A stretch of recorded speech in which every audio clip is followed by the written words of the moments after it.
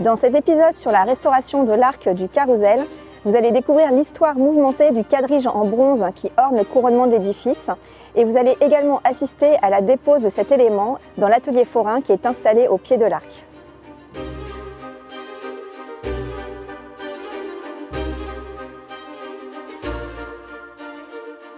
La restauration de l'Arc de Triomphe du Carrousel a démarré en automne 2022 par le montage des installations de chantier. Aujourd'hui, on commence la dépose de ce quadrige. Et ce matin, donc, on a eu la dépose de l'aurige, qui était la statue qui était sur le char. La première étape, ça a été d'enlever le plomb qui recouvrait la terrasse et qui recouvrait les fixations des différents éléments. Donc c'est 4 chevaux, un char, un aurige. Il faut imaginer que par exemple pour les chevaux, chaque patte est scellée dans environ 50 cm dans la maçonnerie. Ensuite, pour la dépose à proprement parler, on crée un châssis métallique en dessous de chaque élément. On cale le châssis et l'élément avec des cales en bois qui viennent épouser la forme de l'élément. Et ensuite, l'ensemble est pris dans des élingues accrochés à la grue qui permettent le soulèvement et la dépose.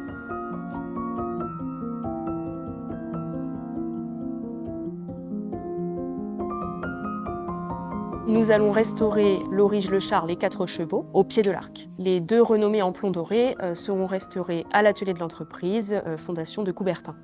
Le plomb nécessite des conditions de restauration dont on n'était pas capable de restituer les conditions normales d'exercice dans un atelier au niveau de l'arc.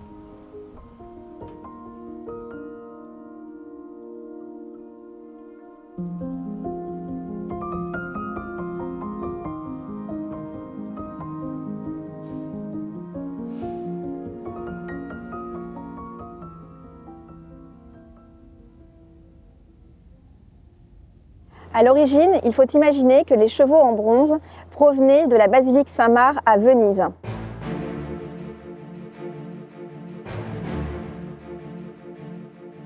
Ces chevaux sont des chefs-d'œuvre de la statuaire antique. Ils ont été créés pour décorer l'hippodrome de Byzance et ils ont été ramenés en Italie par les croisés lors du sac de Constantinople en 1204.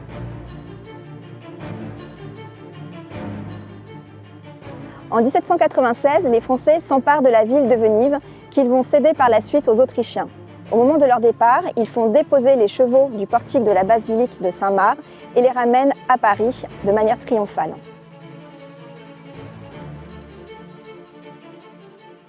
Alors arrivés à Paris, les chevaux vont être stockés aux Invalides, puis installés sur les piliers des grilles des Tuileries, et enfin, Vivant Denon va les réclamer pour les installer au sommet de l'Arc du Carrousel. Vivant Denon a en effet confié à François-Frédéric Lemot la création d'une composition majestueuse en l'honneur de Napoléon Ier. Il a imaginé l'empereur représenté en triomphateur, conduisant un char tiré par les 4 chevaux de la basilique Saint-Marc.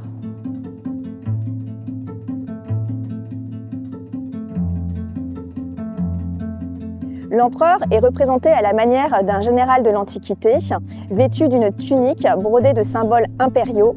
Il est coiffé également d'une couronne de laurier et tient dans sa main un sceptre de commandement et pose la seconde sur son épée.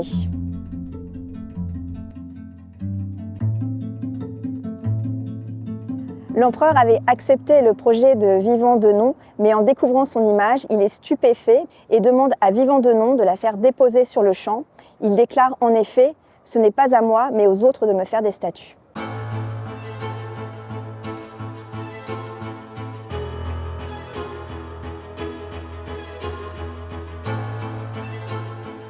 En 1815, à la chute de l'Empire, les Autrichiens vont réclamer les chevaux de la basilique Saint-Marc et vont demander à ce qu'ils soient rapidement déposés. L'architecte Fontaine et Vivant Denon vont tout faire pour garder les chevaux, mais finalement, de nuit, grâce à l'aide d'ingénieurs anglais, les Autrichiens vont réussir à récupérer les chevaux.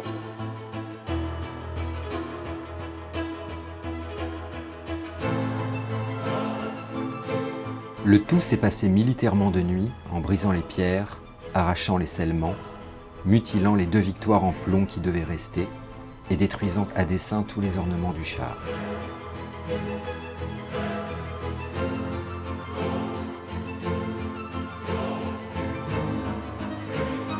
Pendant près de 12 ans, l'arc se retrouve sans aucun couronnement, entièrement vide. En 1828, ce sont finalement les rois Louis XVIII et Charles X qui vont décider de la création d'un nouveau couronnement pour l'arc du Carrousel. Ils vont réutiliser l'image du quadrige, refaire faire un char ainsi que des chevaux par le premier sculpteur du roi, François-Joseph Boziaux.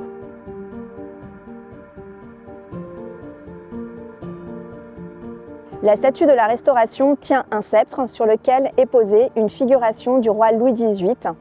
Cette représentation est toute petite comparée à la majesté de l'empereur Napoléon Ier, qui plus est, elle est difficilement perceptible depuis le bas de l'arc.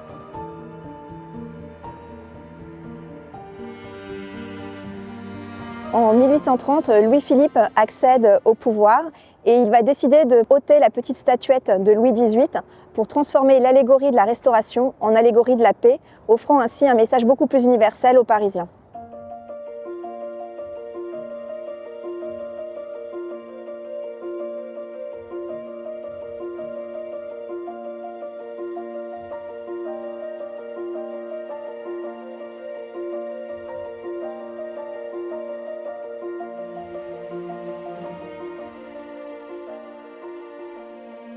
Aujourd'hui, l'ensemble des éléments en plomb doré et en bronze présentent un état sanitaire inquiétant. L'ensemble s'oxyde, les allégories en plomb sont fissurées. Il est donc important de procéder à un bilan sanitaire avant d'entamer une restauration fondamentale.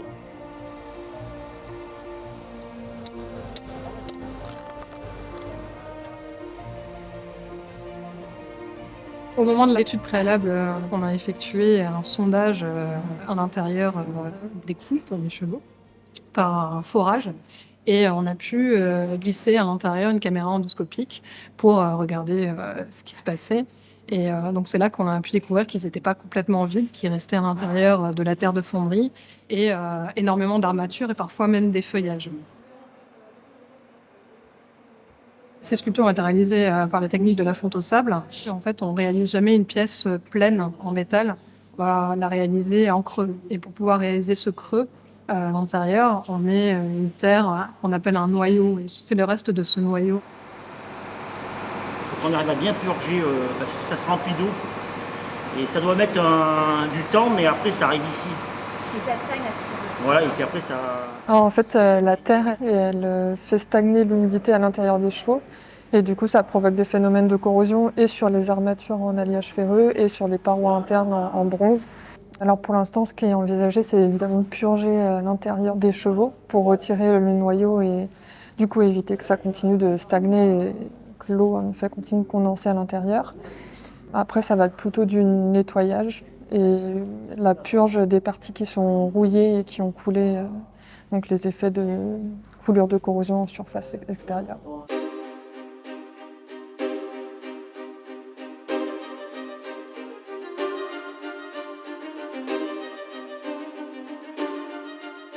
Dans le prochain épisode, nous vous parlerons du processus engagé pour la réalisation des copies des statues des soldats de la Grande Armée. Vous allez découvrir la modélisation 3D qui est nécessaire à la réalisation de leurs copies en marbre.